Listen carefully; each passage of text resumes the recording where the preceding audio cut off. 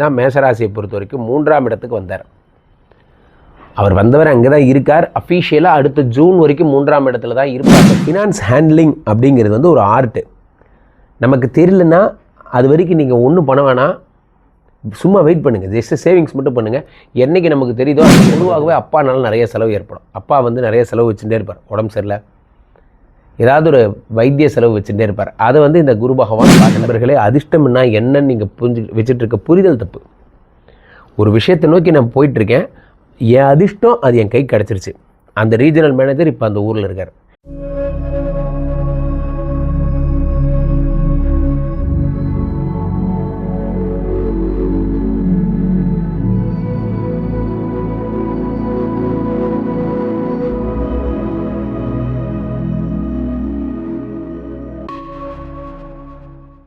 உலகெங்கிலும் இருக்கும் ஆன்மீக பரிகார நேயர்கள் அனைவருக்கும் வணக்கம். நான் உங்கள் ராம்ஜி. வழக்கம் போல் ஒவ்வொரு பதிவாக பார்த்தாச்சு. சனி வக்ர நிவர்த்தி பலன்கள்லாம் நிறைய பேர் பார்த்துருந்தீங்க, ரொம்ப சந்தோஷம். இப்போது குருனுடைய அதிசார பயிற்சி முடிவடைகிறது இந்த டிசம்பர் 15க்கு அப்புறம். நிறைய பேருக்கு என்ன கேள்வினா, குருனுடைய அதிசார பயிற்சி முடிஞ்சுதான் முடியலையா? இப்போ இந்த குரு எங்கே வராரு? குரு வந்து நண்பர்களே தான் மேஷராசியை பொறுத்த வரைக்கும் 3ஆம் இடத்துக்கு வந்தார். அவர் வந்தவர் அங்கே தான் இருக்கார். அஃபீஷியலாக அடுத்த ஜூன் வரைக்கும் 3ஆம் இடத்துல தான் இருப்பார். இந்த குரு பகவான் 3ஆம் இடத்தில் இருக்கிறவர் 4ஆம் இடத்திற்கு அதிசாரமாக சென்றார். அதிசாரமாக 4ஆம் இடத்திற்கு சென்றார். 4ஆம் இடத்துக்கு சென்ற குரு பகவான் 4லிருந்து நிறைய பேருக்கு நற்பலன்களை தந்தார். அதை பற்றிலாம் நிறைய பார்த்துட்டோம், அதிசார குரு பயிற்சிலாம். இந்த 4ஆம் இடத்து குரு பகவான் 4லிருந்து 5ஆம் பார்வையாக 8 பார்த்தார், அப்புறமா 10 பார்த்தார், அப்புறம் 12 பார்த்தார். எனக்கு தெரியாது எத்தனை பேருக்கு அவர் ஒர்க் அவுட் பண்ணார்னு. நண்பர்களே, எதை நாம் தேடிக்கொண்டிருக்கிறோமோ அதுதான் நம் கண்ணில் தென்படும். பணத்தை தேடிக்கொண்டிருப்பவர்களுக்கு பணம் கண்ணில் படும். இறைவனை தேடிக்கொண்டிருப்பவர்களுக்கு இறைவன் கண்ணில் படுவார். ஏதோ ஒன்று, இந்த உலகத்தில் நீங்கள் எதை தேடுகிறீர்களோ அது உங்களுக்கு கிடைக்கும். சில பேர் டார்கெட்டே இல்லாமல் இருப்பான். அவனுக்கு இந்த ஒரு மாதம் ஒன்றுமே இருக்காது, அவனை விட்டுருக்கேன். மற்றபடி நான் சொல்கிறது என்னென்னா, ஒரு இலக்கு வச்சுருக்கேன், என்னுடைய இலக்கு வந்து இதை அடையிறது அப்படிங்கிறவங்களுக்கு இந்த 1.5 மாதம் ஏதேனும் ஒரு ரியாக்ஷன் தெரிஞ்சிருக்கும். ஃபார் எக்ஸாம்பிள், அசட் சேர்த்துறது, அதே மாதிரி 8ஆம் இடமாகப்பட்ட வறுமை ஒழிகிறது, ப்ளஸ் புதிய பிஸ்னஸ் ஸ்டார்ட் அப்பு, ப்ளஸ் 12ஆம் இடத்துல குரு பகவான் வந்து பார்க்கும் பொழுது சுப செலவுகள் அதிகமாகி அசுப செலவுகள் குறைவது போன்ற விஷயங்களும் உங்களுக்கு ஒரு இன்ட்ரெஸ்ட், ஒரு ஸ்பார்க் காட்டியிருக்கும். அதை நீங்கள் எவ்வளோ பூமப் பண்ணி எவ்வளோ தூரம் மேலே கொண்டு வரீங்க அந்த ஃபயரை. நண்பர்களே, என் வாழ்க்கையில் நான் கற்றுக்கிட்ட ஒரு விஷயத்த சொல்கிறேன். பிஸ்னஸுடைய பெரிய சத்தியமே என்ன தெரியுமா? பிஸ்னஸ் ஆகட்டும், லைஃப் ஆகட்டும், ஃப்ரெண்ட்ஷிப் ஆகட்டும், எல்லாத்துலேயுமே ஒரு சத்தியம் என்ன தெரியுமா? ஜிம்முக்கு போகிறதாகட்டும், எதாக இருந்தாலும் எடுத்துங்க, கன்சிஸ்டன்சி. இதுதான் சத்தியம். கன்சிஸ்டன்சினா என்ன தெரியுமா? என்ன ஆனாலும் போனாலும் நான் உங்க கூட இருப்பேன். அதுதான் அந்த கன்சிஸ்டன்சி. பிஸ்னஸ் என்ன ஆனாலும் கீழே விழுந்தாலும் அந்த பிஸ்னஸ் விடமாட்டேன். அதுதான் கன்சிஸ்டன்சி. அந்த கன்சிஸ்டன்சி இருக்கிறவங்க வாழ்க்கையில் ஜெயிக்கிறாங்க. 10ஆம் இடத்தை சனி பகவான் குரு பகவான் பார்த்தாச்சு, புதிய தொழில் ஆரம்பித்து கொடுத்துட்டாரு. இப்போ ஆரம்பித்து கொடுத்ததுக்கப்புறம் குரு பகவான் 3ஆம் இடத்துக்கு வந்துடுறார். என்னைக்கு? டிசம்பர் 15. டிசம்பர் 15க்கு அப்புறம் குரு பகவான் மீண்டும் 3ஆம் இடத்துக்கு வந்துடுறாருங்க. 12 குடையவன் 3இல் மறைந்து விபரீத ராஜயோகம் பெறுகிறான். விபரீத ராஜயோகம். விபரீத ராஜயோகம் பெறும்பொழுது கோல்டு சேரும். எங்கே குருஜி இருக்கிற டைட்டில் கோல்டு வேறு சேருதாம்ல, இருக்கிற கோல்டே என்னால் எடுக்க முடியல. நண்பர்களே, ஒரு விஷயத்தில் தெளிவாக நாம் இருக்க வேண்டும். இந்த ஃபினான்ஸ் ஹேண்ட்லிங் அப்படிங்கிறது வந்து ஒரு ஆர்ட்டு. நமக்கு தெரியலன்னா அது வரைக்கும் நீங்கள் ஒன்றும் பண்ண வேணாம், சும்மா வெயிட் பண்ணுங்கள். ஜஸ்ட் சேவிங்ஸ் மட்டும் பண்ணுங்கள். என்றைக்கு நமக்கு தெரியுதோ அன்றைக்கி நம்ம கற்றுக்கலாம். அது வரைக்கும் நீங்கள் ஒன்றும் பண்ணாதீங்க. Just learn and do, but wait for a good moment. 12 குளிர் 3ஆம் இடத்தில் மறைந்து விபரீத ராஜயோகம் பெறும்பொழுது சில பேர் என்ன பண்ணுறாங்க, ஒரு 10 லட்சம் பணம் வந்து இப்போ நான் என்ன செய்கிறது, இப்போ நீங்கள் எது செஞ்சாலும் தப்பாக தான் இருக்கும். ஜஸ்ட் வெயிட் பண்ணுங்கள். பெரிய பெரிய பிஸ்னஸ் ஃபினான்ஷியல் அட்வைசர்ஸ்லாம் கேட்போம், என்ன பண்ணலான்னு அவங்க சொல்கிறத கேட்டு நடப்போம். அப்போ தங்கத்தில் இன்வெஸ்ட் பண்ணலாம். ஏன்னா எப்படி சொல்கிறேன்னா, தங்கமே வாங்க முடியுதா பார்ப்போம், அல்லது தங்கத்தில் இருக்க ஷேர் மார்க்கெட்டில் இன்வெஸ்ட் பண்ண முடியுமா பார்ப்போம், அல்லது கிரிப்டோ கரன்சி மாதிரி கோல்டு மேலே இன்வெஸ்ட் பண்ணி நீங்கள் வாங்கலாம்.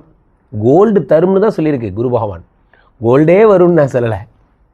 இன்றைய மாறுபட்ட ரூல்ஸ் எல்லாம் பார்க்கும்போது ஆச்சரியமாக இருக்குது. உங்கள் நகையை கொண்டு போய் பேங்க்கில் வச்சிங்கன்னா அந்த பேங்க் வந்து அதை வந்து வாடகைக்கெல்லாம் விடுறாங்க. அதுக்கெல்லாம் புது திட்டம்லாம் வந்திருக்கு. ஆச்சரியமாக இருக்குது. கோல்டு லோன்ஸ்லாம் புதிய கோல்டு லோன்ஸ்லாம் வருது. ஸோ 12ஆம் இடத்துக்குரிய ஒரு 3ஆம் இடத்தில் மறைந்த விபரீத ராஜயோகம் பெறும்போது கோல்டு வாங்குகின்ற யோகம் வருகிறது. புதிய அதிர்ஷ்டம் என்பது வருகிறது. பழையபடி குரு மீண்டும் 3க்கே வந்துட்டார். முயற்சிகளிலும் சகோதர பாவங்களிலும் வெற்றிகள் கிடைக்கிறது. இதே கண்டிஷன்லேயே நீங்கள் அடுத்த ஜூன் வரைக்கும் இருப்பீங்க. அப்போ 3ஆம் இடத்து குரு பகவான் 5ஆம் பார்வையாக 7 பார்ப்பார். திரும்பவும் ஃபாரின் சான்சஸ் வந்துருச்சு. நடுவில் கொஞ்ச நாள் ஒரு 1.5 மாதம் மேஷராசிக்காரர்களுக்கெல்லாம் ஃபாரின் சான்சஸ் நிறைய மிஸ் ஆச்சு. என்னன்னு தெரியல சார், விசாலாம் ப்ராசஸ் பண்ணி கடன் போச்சு. அப்புறமா திடீர்னு பார்த்தீங்கன்னா அந்த அமைப்பு நின்று போச்சு. இதுக்கெல்லாம் காரணம் என்ன அப்படின்னா, அந்த 7ஆம் இடத்தை குரு பகவான் பார்க்கிறார். இப்போ தான் பார்க்குறாரு 7ஆம் இடத்தை. அடுத்ததாக குரு பகவான் 3ஆம் இடத்திலிருந்து 7ஆம் பார்வையாக 9ஐ பார்க்கிறார். மேசராசிக்காரர்களுக்கு பொதுவாகவே அப்பானால நிறைய செலவு ஏற்படும். அப்பா நிறைய செலவு வச்சுட்டே இருப்பார். உடம்பு சரியில்லை, ஏதாவது ஒரு வைத்திய செலவு வச்சுட்டே இருப்பார். அதை இந்த குரு பகவான் பார்த்துறார். 7ஆம் பார்வையாக 9ஆம் இடத்தை பார்க்குறார். 9ஆம் பார்வையாக அடுத்து குரு பகவான் என்ன பண்ணுறார், 11ஆம் இடத்தை பார்க்கிறார். 11ஆம் இடத்துல ஏற்கனவே ராகு பகவான் இருக்கிறார். அந்த ராகுவை இந்த குரு பார்க்கிறார். பார்க்கும்போது என்ன ஆகுன்னா, ராகு தரும் அற்புத பலன், மிக சூப்பரான விஷயங்கள் எல்லாம் இந்த ராகுவால் ஏற்படப்பட போகிறது. குரு சண்டால யோகம் என்பது வருகிறது. குரு சண்டால யோகம். ஒரு விஷயம் நண்பர்களே, குரு பகவான் மீண்டும் 3ஆம் இடத்திற்கு வந்ததை நீங்கள் விழாவெடுத்து கொண்டாட வேண்டும். காரணம் என்ன அப்படின்னா, இதுதான் நிரந்தரம். அதான் நான் சொன்ன கன்சிஸ்டன்சி. அடுத்த ஜூன் வரைக்கும் இதுதான் நிரந்தரம்.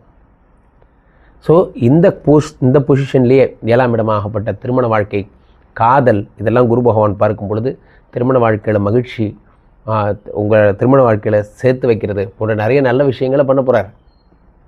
அட் த சேம் டைம் 7ஆம் இடத்தை குரு பகவான் பார்க்கும் பொழுது, 9ஆம் இடத்தை பார்க்கும் பொழுது ஒரு லாட்ரி அடிக்கிற அதிர்ஷ்டம் வரைக்கும் மேஷராசிக்காரர்களுக்கு கிடைக்கும். அதிர்ஷ்டத்தை நம்ம சொன்ன உடனே எதுக்காக இந்த லாட்ரி மென்ஷன் பண்ணுறேன்னா, பெரும்பாலும் ஃபாரின் கால் எல்லாருமே நிறைய ஃபாரின் கிளைண்ட்ஸ் கேட்குறது, குருஜி எனக்கு லோட்டோ கிடைக்குமா? லோட்டோ, அவங்க ஊரில் அது பேர் லோட்டோ போல், லாட்ரிங்கிறது தான் லோட்டோன்னு சொல்லுவாங்களாம். லோட்டோ கிடைக்குமா, லோட்டோ கிடைக்குமா? நண்பர்களே, அதிர்ஷ்டம்னா என்னன்னு நீங்கள் வச்சுட்ருக்க புரிதல் தப்பு. ஒரு விஷயத்தை நோக்கி நான் போயிட்டுருக்கேன், என் அதிர்ஷ்டம் அது என் கை கிடச்சிருச்சு. அந்த ரீஜனல் மேனேஜர் இப்போ அந்த ஊரில் இருக்கார்.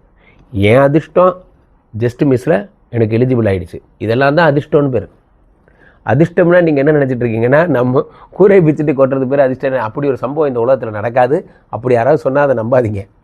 9ஆம் இடத்தை குரு பகவான் பார்க்கும் பொழுது ஒரு பிஸ்னஸ் லோன் மூவ் பண்ணுறீங்க, உங்கள் அதிர்ஷ்டம் அது பாஸ் ஆகிடுச்சு, உங்கள் அதிர்ஷ்டம் அது லோன் ஓகே ஆகிடுச்சு.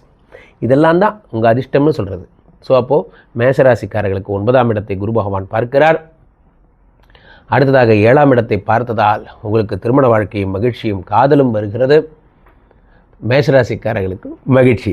கீழப்பட்டுக்கு இந்த 2 நம்பரை கூப்பிடுங்க. உங்களுடைய சொந்த ஜாதகத்தை பார்த்து கொள்ளுங்கள்.